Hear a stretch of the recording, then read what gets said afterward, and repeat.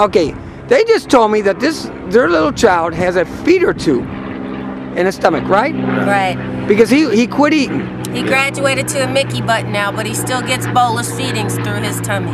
He's eating now. They put him. He eats good. He eats good. There wasn't nothing wrong with him to start with. What it was is they took him out of his environment. They took him away from us. And right. They let us. My mother have him.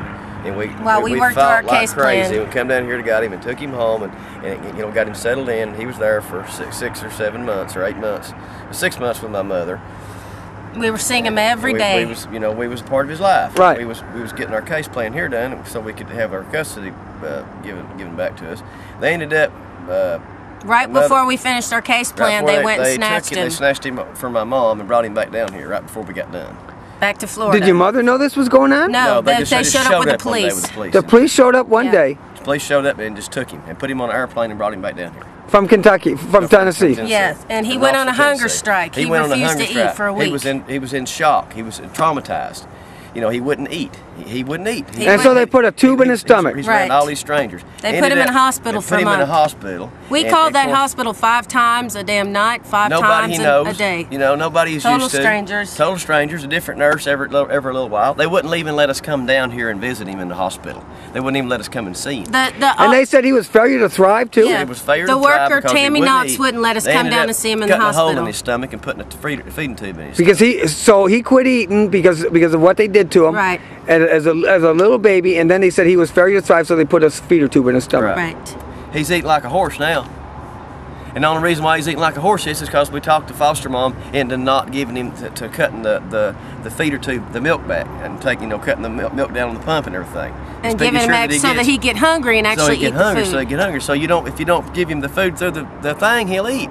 But if you feed him through the tube, he won't eat. And we went through all the medical training. We know how to do the feeder pump. We had all the medical, everything set up. We had for the bolus feedings. I'll tell you right now, you guys are doing all this stuff, and they're just laughing because we got some. They're saying these people are ignorant. They think they're going to get their kids back. We had a feeder pump. You guys did the feeding pump. You did everything. We had all the doctors, the feeding therapist, the eating therapist, everything. We had a speech therapist, a feeding therapist set up in Tennessee for him. We had his insurance started back.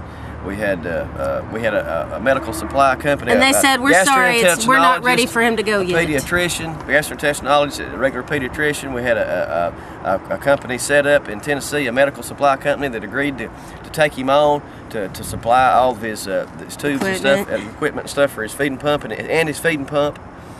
We had all that documentation and everything. And they said, I'm sorry, we're not ready for him to go yet. Time, and we had it all. We laid it out on the table in there in the courtroom, and the judge said, okay, we played our side to it, and then Judge Omer looks at the state and says, okay, well, what's the problem?